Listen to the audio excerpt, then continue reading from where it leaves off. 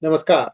Hello and welcome to P Guru's channel. I'm your host Sri Iyer. Welcome to edition 431 of Daily Global Insights as we look at markets, economy, finance, and everything else under the sun except perhaps politics to talk us through this, to give us a picture of what is happening around the world. Let's welcome Sridhar Chityala ji. Sridhar ji, namaskar and welcome to P Guru's channel. How are you, sir?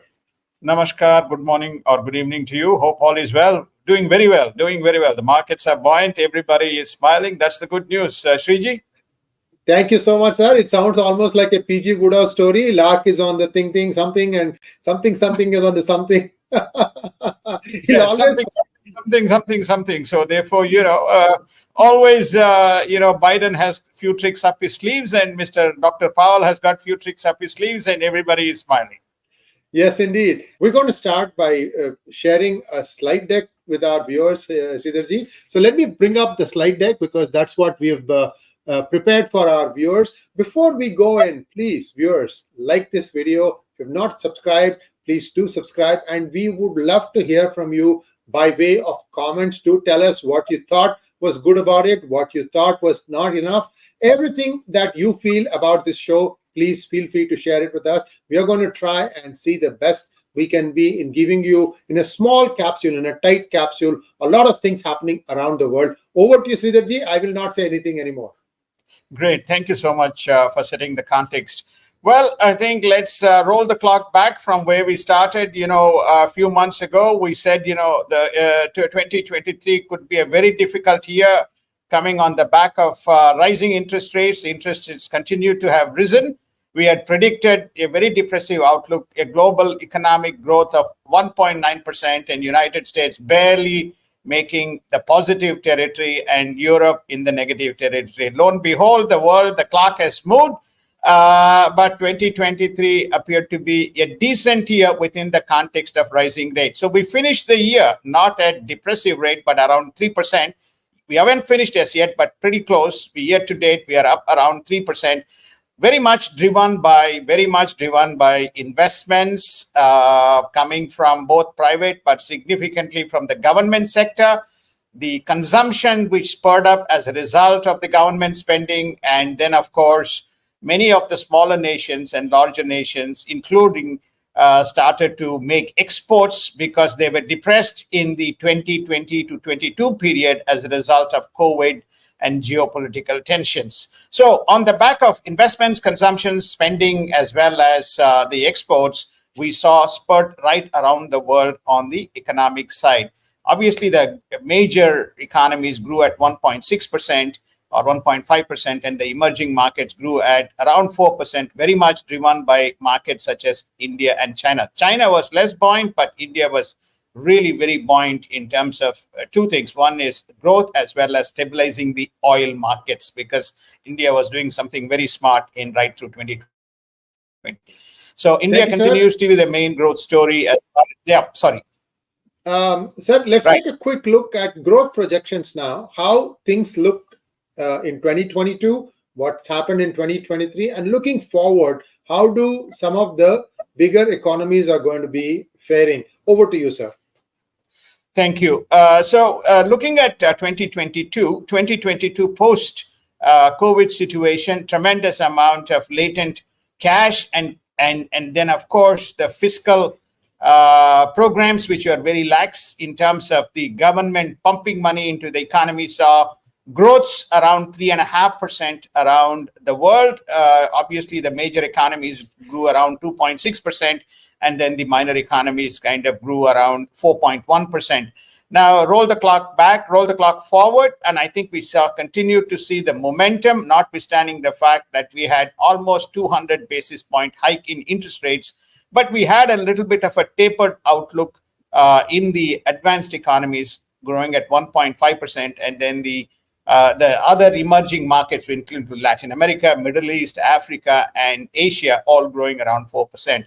So 2023, Sriji, there was no hard landing. We remember many questions were asked whether there will be hard landing. We said they all points to a soft landing. So therefore, this landing part of it, they're still kind of, circling, and they have deferred it to 2024, and 2024 the prediction is that we will still do a soft landing as opposed to a hard landing.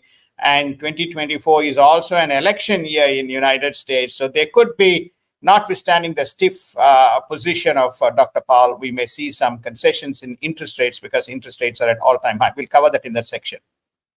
Yes, indeed. And now let's drill down a little bit more on what is happening around the world. Sridharji, the real GDP growth. Now, when you say real, is that constant prices or current prices, sir? Is at current prices, not at constant prices. Is at the current prices. It is discounted for, yeah. So it is at the current prices, Sriji. So world is looking, I mean, I'm not unhappy to say, looking at the numbers, Sridharji, that if the United States is going to avoid a hard landing, that's actually very good. Now, today, the markets actually went up. And the reason given was that, the Fed is going to keep the rates high for at least the first half of 2024. These numbers probably came a little bit earlier than that. Now, this actually buoyed the market up. Sir, your explanation on what could have happened? Two important data points which moved the markets up. First is, the unemployment, the employment numbers was not going through the roof. It's about less than 200,000, 199. Why is that important? Because if you go back to the Jackson Hole Summit, the whole interest rate was tied to the labor market. If you recall, that was the context in which we presented, and that was the context with Jerome Powell's, how he's going to move. He's not going to be driven by anything else other than the employment data. Having said that, the unemployment numbers continue to be below 4%, which is pretty good. But the most important data point, which drove the market today, is the University of Michigan's Consumer Sentiment Index on inflation. So the consumer sentiment inflation, they say that the inflation is around 2.8% relative to 3.2% in September. So there is positive sentiments that the inflation is coming down. So the market said, okay, the inflation is controlled. Now, Dr. Powell, you have to cut the rates in 2024. So therefore, there's positive buoyancy, notwithstanding what Dr. Jerome Powell had said. So there's positive sentiments in the consumer side. So that is what kind of drove the markets today in terms of sentiments. Thank you, Sridharji. So if I understand it correctly, the stock markets are looking forward. Exactly. They are looking forward. Today's movement is a reflection of what is going to happen, in the next 6 to 12 months or next 3 to 6 months. It is not based on what happened yesterday or what is happening today. It's relevant, but the pricing is always for the future. Thank you, sir. Now let's take a look at United States itself. It was at 2.1 in 2023, and it's going to slip to 1.5. We're talking about GDP growth, really, right? Correct. We are talking about GDP growth. I think, at some stage, the government spending has to come down. It was the government spending and the government employment. The government was the largest employers in the United States. It was not private sector employment. So there is always a calibration which kicks into the economy. So we probably can expect some amount of headwinds and the economy normalizing to less than 2% in 2024 as far as the United States is concerned. Let's take a look at euro area. Sridharji, actually, this is not bad. It was 0.7 in 2023, the GDP rise, and now it's come up to 1.2. What explains the rise, sir? Because we know that oil is dearer for Europe. No, I think that, what is that? Drill, baby, drill, or pump, baby, pump. So we have been pumping oil. The United States has been pumping and, ramping up the production. It's gone up to about 13 million barrels. Some of the smaller nations, such as Norway, the Scandinavian countries, have been pumping up. Of course, Russians have been pushing their own way oil into Europe. Some of the smaller countries continue to buy. So the general sentiments is the oil, which was recalled going back to February 2022. The oil prices were at $150. We brought in 2020, by the end of 2022, we brought it down to about $90. Then right through 2023, the energy prices were somewhere between, this is both WTI as well as the West Texas intermediary crude. It has now come No, to I think you meant WTI and Brent. WTI and Brent, and so that those prices have now come down to $74. Why? Despite OPEC cuts, United States and some smaller nations are pushing the oil. Now there's some headwinds here as well. Brazil, which was outside of OPEC Plus, is likely to join OPEC Plus. Brazil had aligned with United States, with other countries like Australia and so on, and Canada. But unfortunately, Brazil is also going to become part of the OPEC Plus bloc, Shriji. And now let's take a look at Middle East and Central Asia. I'm assuming this includes all the Stan republics, sir, Kazakhstan, Kyrgyzstan, Uzbekistan, Correct. And so on. Correct. Go ahead, sir. Yes. Yeah. Yes, indeed, sir. The Central Asia includes all those 7 republics, and then, of course, the Middle East. There is now a positive sentiments with regard to 2024. And there's also geopolitical tensions that happened around that region, post-Afghan war or post-Afghan turmoil. And then you also have had this constant issues around Iraq, and then you have Iraq and the Kurd areas. Then you also had issues in Syria. So all this impacted to some extent, and that to also the war has continued with Israel and Hamas and the Iranian surrogates. But they expect some resolution and momentum in 2024. So lifting a little bit of the economic outlook for that specific region, Shriji. Emerging and developing Asia, I think this includes India and perhaps China, sir. It includes India and China. The reason why you see 2024 outlook to be slightly lower relative to 2023 is not because India is not powering its way along with countries such as Vietnam and so on, but China, the Chinese economic growth is beginning to stutter. There's almost, this is also to some extent reflected in the oil prices. There is a demand drop of close to 14% in oil prices in terms of energy requirement is concerned from China. So obviously that's a big number, because China is a number one consumer of the natural or petrol or gas, as we would call it in United States. So that is beginning to feed itself, and how China would get out of the situation in 2024 is basically reflected in lower economic growth numbers for that market, Shriji. And now the Latin America and the Caribbean, Sridharji, this is more or less constant between 2023 and 2024, sir. Yes, I think that the political tensions around the region and, depressed balance sheets. Brazil is just recovering. Argentina is also recovering, and some of the other Latin American countries like Colombia, Chile, etc., and Mexico is also coming out of a crisis. So you're beginning to see tepid growth in the specific region, Shriji. Thank you, sir. And now let's take a look at Africa, Sub-Saharan Africa. Again, this looks positive from 3.3 to 4.0, Sridharji. Yes, you remember we did a coverage on Africa in DGI, and we said it's the most underestimated or below the radar. Africa as a continent contributes $1 trillion by as a block GDP. That's not an insignificant number.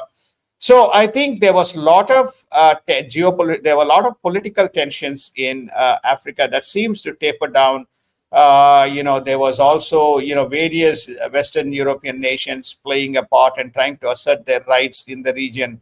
Slowly, I think they're coming out of that. And so there's positive sentiments. They're also both energy as well as commodity economies, Africa. And there's a lot of interest, both from United States, India, and China, and some Western European nations to put investments to grow the economy to occupy an anchor position. And now let's take a look at the interest rates, interbanking lending rates. It's also called by various names. I let Sridharji unjumble the mumble jumble for us. So the sustained rate, Fed is now at 5.5%, and it's been like that, I think, for 2 quarters or close to that, right? 2 cycles, I think. Close to 2 quarters. And remember, we were around 4% 1 year ago. We are now at what they call as a band of 5.25 to 5.5% Fed rate, which is highest in the last 3 to 4 decades. But the markets have accepted and absorbed the rate, and feeding that into the economy. And you can see we still grew around 2.2% in the United States, and the world still grew at 3.0 because the interest rates are linked, interconnected to the Fed rate. Now, we are expecting the rates to be cut in the second half. What would trigger that, Sridharji? I think that there are two factors. If you ask, there's political factors and there is market forces. The political factors is election year, so therefore 2024. So there would be some accommodative policy coming from the Fed. Remember that Janet Yellen, the Treasury Secretary, is from the Democratic administration, and we have a Democratic administration in power. So there probably is some flow-on effect. The second is that there is market sentiments. Everybody in the market saying we cannot sustain rates and growth at this specific level. So eventually, if you don't cut the rates, you're going to do a fast and hard landing into the market. So this is the reason why that there is a sentiment that eventually Jerome Powell would be forced to cut the rate sometime in the second half of the year, Sriji. Thank you so much, sir. Those are the economic numbers here. Now, Federal Reserve Chairman, he says that he is setting the stage perhaps for a more gradual tapering. See, this is where most people differ. What is gradual tapering versus aggressive tapering, and what would cause that? I mean, like, for example, the first quarter of next year, if unemployment numbers, let us say, they stay the same, would that mean that we have to always do this extrapolation, Sridharji? Would that mean then that it will be a gradual tapering? And conversely, if the numbers fall, then that would also mean aggressive tapering. Your thoughts, sir? The gradual tapering implies that they will do a 25 basis point cut, watch the market response, then they see some indicators, which is effectively that the demand is not overshooting, the pricing that's not feeding into the inflation numbers. All those kinds of factors they would measure before they do the next rate cut. So that is what is called as normal rate reduction in tune with looking at other economic parameters. What is an aggressive? If there's too much of political pressure and they say we're going to cut by 50 basis points or 100 basis points, and then you find that there is a disproportionate economic or price inflection, then that itself also feeds adversely into the economy. So I don't expect Fed to do an aggressive. They would do, given Dr. Jerome Powell's record, he's a very cautious man. So you may see a very tapered or slow and steady, which doesn't tank the economy, because all of a sudden your markets go up, the prices go up, then you have to pull all the way back. And I don't think economy is capable of taking such shock effects, Sriji. Thank you so much, sir. Let's go on to the next one. And let's take a look at the currency reserves. Now, these are numbers where you can see how much global reserves are with various countries. And Sridharji, a little bit on this. What are your thoughts? Is 12 trillion with US and Europe, is that a good thing, bad thing, and an ugly thing? Well, I think the reason why the reserves numbers are very important, Shriji, is that there is this constant theory going on that de-dollarization is taking place, de-dollarization is taking place, de-dollarization is taking place. Well, let's take a look. The numbers are $12 trillion in reserves, close to $6.2 trillion. We'll give you a chart next time. $6.2 trillion is sitting with on US dollars. And somewhere close to about $3 trillion is actually sitting in euros. So that makes up about $9 trillion out of the $12 trillion. China is about $350 billion in renminbi, and Japan is around 500 plus $500 billion. So when you add these numbers, you can see where the currencies are. The currency reserves reflect the trade flows as well as the demand for that specific currency. This is at 2023 Q2, Q3 data. Now roll the clock forward, to 2030, or roll the clock forward to 2040 or 2050. It's very hard to predict as to how these movements are going to happen because of there is no stabilization. Nobody is saying Russia is going to be the solution. Nobody is saying China is going to be the solution. China has been threatening a lot of neighbors. That is the reason why there is not a significant amount of flow into renminbi as a reserve currency. The money is going because there's stability in the US dollar. So what we are saying is that whether de-dollarization is going to happen, may happen, will happen as economic pendulum shifts. It's not the economic pendulum, it's also political stability and enforceability of law. And the last person who will be trusting that China to enforce law would be any nation in G7 or G20, Sriji. Thank you, sir. And one note on India's reserves, it's around close to 600 billion still, but I think it used to go up fast. Now I see it more or less around the same number. Sridharji, your thought before we go to the next slide.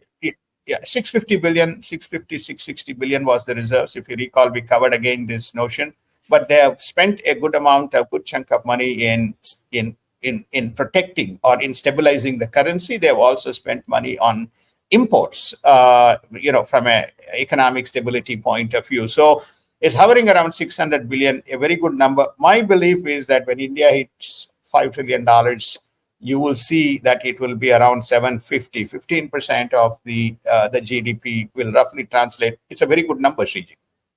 Yes, indeed. Next, let's go to the currency markets. How did they fare in 2023 compared to 2022, sir? 2022, Sriji, you remember we were saying that, $1, €1 is less than $1. And then, Correct, £1 is, so we were, what's happening? When are we going to see? Because they were in 2021 and 2022, very, very difficult. 2022 was even more difficult because they're confronted with energy crisis. The currencies have stabilized. Japan, the economy was, in doldrums, not heading anywhere. So all the economies have kind of moved up by virtue of obviously government spending, but stability, more important, stability in energy prices. So currencies have stabilized. So US dollar, US dollar is at 1.08. Japanese yen, which was around 150, now has come down to come back to 142, 143. And then, of course, the British pound is at around 1.26. So all the, currencies have stabilized. And you can see India is not 85 plus. It's still around that 82, 84 bandmark, Sriji.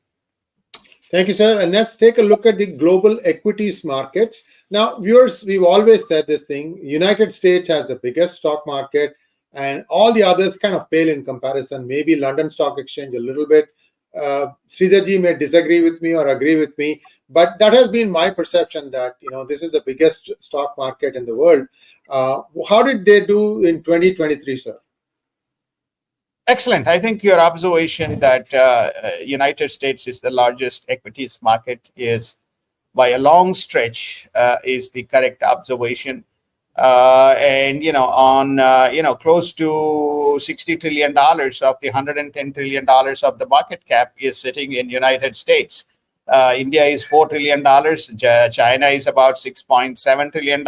And, Japan is around a similar mark. So rest of the markets pale into insignificance when you put the United States market in terms of, which is natural because it's a free market and many companies go public and raise capital. So that is why you have a very healthy economic system within, at least in the United States, from raising capital and managing capital in public markets. How did the markets perform? If you go to the next slide, we can cover that part of it. Yes. Dow was up 11%, S&P was up 21%, NASDAQ was up 30%. So still technologies drove the markets in the first half beyond the beside, behind the buoyancy of AI and AI related type of activities, whether it is chip semiconductors or whether it is adjacent tech industries. That you saw the tech industry driving the Nasdaq prices up. The most surprise, Nikkei is up 27%. It didn't. Japan, this is. And why? Because Mr. Warren Buffett said, well, Japan is a great opportunity and I'm going to put a lot of money into Japan. And investments came on the back of his investment, and Japanese companies themselves invested. And that in turn drove the Nikkei up. The most depressing market was FTSE, which is London, and consistent with 1% economic growth or less than 1%, the FTSE also grew 1%. I think the Indian market grew around 6 or 6.5%. So thus far, year to date. So all points to very positive momentum in terms of capital, earnings, and the general sentiments of people investing money in the equities markets. Sridharji, what's going to happen to the French economy because of all these unrest in the Sahel region, where you've got Niger and other countries? They are actually asking France essentially to leave. And some say that France had already, many of the big companies at big banks of France had already taken out all their positions in these countries. Is it all factored in for 2024, sir? It is factored in 2024. France is historically, it is also in energy. You can see, Total Systems is present in many countries as both explorer as well as in the exploration and drilling exploration and refining. There's also French textiles. There's French manufacturing, which is autos. Then you also have defense. India, France is a very big. France has been, trying to find new partners. France has found a new partner in Middle East for its, Rafale jets and other kind of military equipment. So exports drive a significant part of the French economy, but it has a diversified, notwithstanding a small nation, it has a diversified economic sector, from manufacturing to textiles to wine to agriculture to automotive industry. So I think that the economy will, despite the political stability, despite the social and kind of law and order issues in France, I think France will continue to trundle. The CAC index will perform consistent with DAX. Thank you, sir. And now let's take a quick look at the Indian stock market. Sridharji mentioned that it crossed 4 trillion and the Bombay Stock Exchange has surged 7%. Sir, Indian stock market, I mean, it usually rides on the Nifty 50. And has anything changed in 2023, sir? No, I think that you are an expert on the Indian stock market, Sriji. So that you have written several books and you have deep insights than myself. So I think, in fact, this section you should comment. But basically, I think the banking sector has done well. The auto sector has done well. The defense sector has done well. The mobile sector has done well. The IT services is still growing around 4%. So broadly, there is much bigger parameters, but why Indian market is doing well? There's a significant amount of government spending through their various programs attracting capital from overseas, Sriji, and it is still one of the largest destinations for flow of foreign capital. Sir, after this slide deck is finished, I'm going to ask you a little bit about this ongoing pot shot games that's happening between US, Canada, Five Eyes, India, Russia. Today, Putin praised Modi. It took 10 years for him to recognize the goodness in Modi. So I feel that there is more than that, just that one line. So I'm going to ask you your comments, sir. Let's first take a quick look at commodities. Gold surged 7.53%. So anybody who had bought gold jewelry, hang on to it. It's going up. Yes, sir? It is driven by surging demand. Why is it demand? Whenever there is high interest rates and when there is pressure on US dollar, where do you go? You go to gold. So gold has seen flight of capital as an alternative to US dollar for some of the countries like Russia, China, and so on. So there is also general positive sentiments, because whenever there is, for example, economies like India and China, I'm excluding China here. But when you take India, you find that there is an allocation that goes to gold. So gold prices have done very well relative to where we were in 2022 and 2021, Sriji. Thank you, sir. And now let's take a look at energy. By the way, viewers, we are going to come to digital currency, Bitcoin, in just one moment. But I hope you have already liked this video. Let's go for energy markets, sir. Sridharji.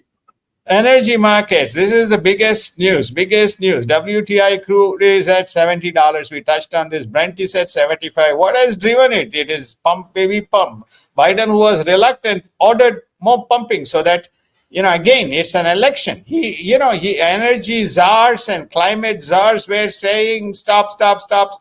He realizes that for him to win the elections, he needs to have a positive impact on the wallet of an average American citizen. So, Sriji, I don't know in California, but certainly in other parts of United States, a gallon of oil has now oscillating between 315 to 325. It's almost 50%. So it's adding additional dollar to the purchasing power of the consumer. So why you drill? You pump and more oil. So I think United States is now pumping somewhere close to 13.5 to 14 million barrels a day from 11.2 million barrels. So that definitely has offset the prices, despite OPEC Plus saying they will continue to cut. Sridharji, we are all pumping our fists in joy because we've finally broken below the $5 a gallon range.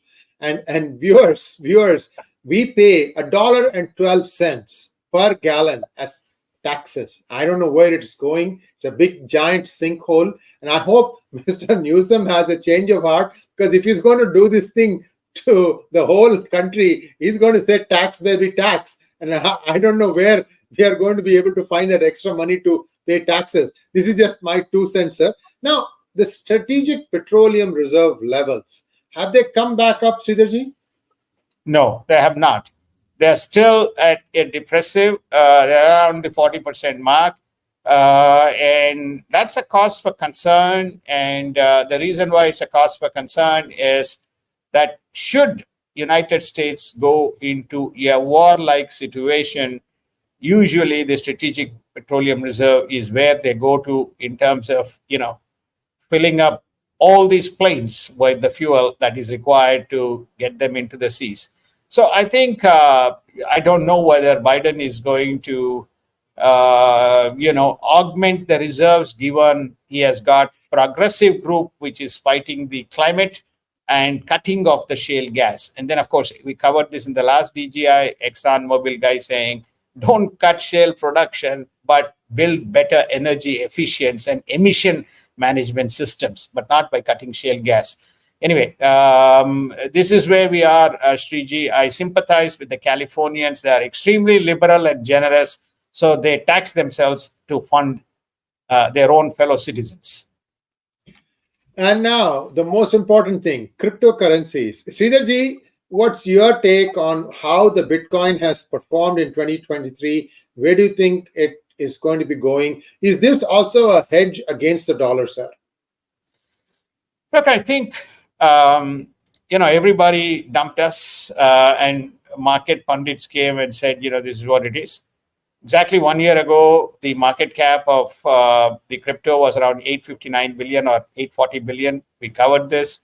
Then sometimes people call me as the crypto geek or the crypto czar or, the crypto maverick. Now, we're just, reporting numbers and seeing the sentiments and what is driving. It has doubled, Sriji, it's doubled. It's $1.7 trillion is now the market cap of the crypto. 1 year later, Bitcoin is around $40, $41,000. Ethereum, these are the two major currency streams, or two major Bitcoin currencies, cryptocurrencies which drive the market. That's around 2,200, 2,300. So where do I see? We have also seen allocation of capital by venture capital, private equity into the crypto, especially in Europe. So where do we see this going? I continue to see positive momentum in 2024. It may not rise 50%, but it's certainly going to be somewhere around that 10-20% mark in terms of the, or even 20% plus mark in terms of the upward momentum. basically based on an allocation to an alternate currency or alternate asset. Thank you so much, Sridharji. And a last question before we wind up this show, sir. Usually, I mean, up until like 2, 3 years ago, when I was tracking Bitcoin, the counterparty for any transaction used to be China, and to some extent, Iran also. How is the situation today, sir? Well, I think there are basically you can divide the markets into two specific areas. One is this latent or invisible governments such as what you pointed out, Iran and China and others who make up. So there is a parallel ecosystem that goes on in this particular market.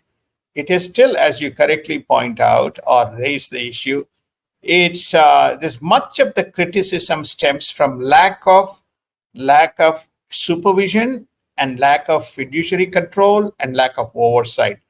This is the reason why just 2 days ago there was a House Congress briefing on this, the banking and finance subcommittee. At least Jamie Dimon was very vocally critical, notwithstanding the fact JP Morgan does offer to its private clients crypto as an instrument, saying that this is effectively who are the big users, according to him. The big users are drug lords, illegal traffickers, black market. All these kinds of guys are the ones who are, engaged in cryptocurrency. This is not a normalized asset class, is his view. But of course, are they going to listen? No, because we remember, again, we covered this in the earlier half when the House Finance Committee members were asked the question. We need to bring regulation and oversight, and that hasn't happened. We're going to have ETFs that may bring in, BlackRock is contemplating an ETF, Goldman is contemplating an ETF, and lo and behold, soon JP Morgan may contemplate an ETF. So ETFs are coming, that is giving some positive sentiments to the market, but regulation has not come in, nor the oversight has come in. I think the day that happens, you may see a much more regulated market rather than the pendulum that we see today, but it is here. And why it is here? Because it's a technology which drives innovation. And if people are going to talk about, digital currencies and efficient settlement mechanisms and efficient movement of money, then they have no choice but to move into this market. Thank you so much, Sridharji. And viewers, I hope you liked our presentation. I think this is a very comprehensive look at the economies, finance, currency, markets, commodities, digital currencies. And I hope you understand that this kind of thing takes many hours of research to put together. I hope you liked our graphics also. Sridharji, it's a pleasure and honor to have you back here, sir. And we are going to try and get in one more program or more than one. Sridharji is traveling, but hopefully we can do that thing. Every Saturday at 6:30 p.m., we're going to be coming up with the weekend markets. Thank you so much, Sridharji. As always, please like, share, and subscribe to our channel, viewers. Don't forget to click on the bell button for notifications. Namaskar. Namaskar. Thank you. Have a wonderful weekend.